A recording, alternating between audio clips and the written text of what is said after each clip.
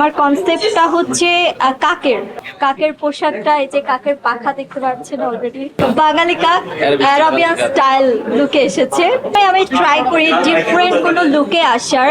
আজকে আমি যখন জানতে পারি আমার কনসেপ্টটা হচ্ছে কাকের কাকের পোশাকটা, এই যে কাকের পাখা দেখতে পাচ্ছেন অলরেডি, তো এই ড্রেসটা পরা, তো সেই অনুযায়ী এর মধ্যে ডিফারেন্ট কি করতে হয়। আপনারা সবাই নর্মালি জানেন যে আমি যখন র্যাম্পে হাঁটি তখন আমি ট্রাই করি যে আমার হিজাবের মধ্যে বা মাথায় ওড়নার মধ্যে আমি সবসময় ডিফারেন্ট স্টাইল ক্যারি করি। তো সেখানে আজকে মনে হয়েছে যে কাক সাজলে তো তাহলে আমার মাথায় হিজাব বা কোনো কিছুতে আসলে ভালো লাগবে না দেখতে, যার কারণে আমি একটু ট্রাই করলাম একটু অ্যারাবিক স্টাইল বা ইরানি স্টাইল, মানে বাঙালি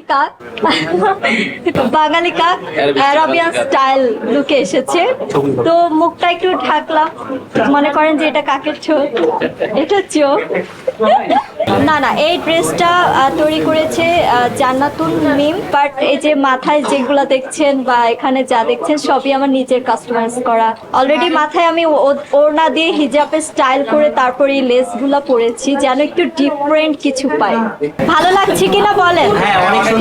আমি কিন্তু আজকে জানতাম না এটাও ভাই আসবে, আর আমি এটাও জানতাম না আমার যে কস্টিউমটা, কারণ আমি আজকে শোতে আসবো কিনা আমি জানি না, কারণ আমি প্রচন্ড পরিমাণে সিক। আমি আপনাদের দেখাই না দেখা বিশ্বাস করি। এই যে অলরেডি দেখতে পাচ্ছেন আমার হাতে ক্যানেলা লাগানো, আমি কিছুক্ষণ আগেও মানে বেড থেকে উঠে এসেছি। আমি নিজেও জানতাম না আসলে এরকম একটা ড্রেস পরে আমার র্যাম্পে আসতে হবে একসাথে।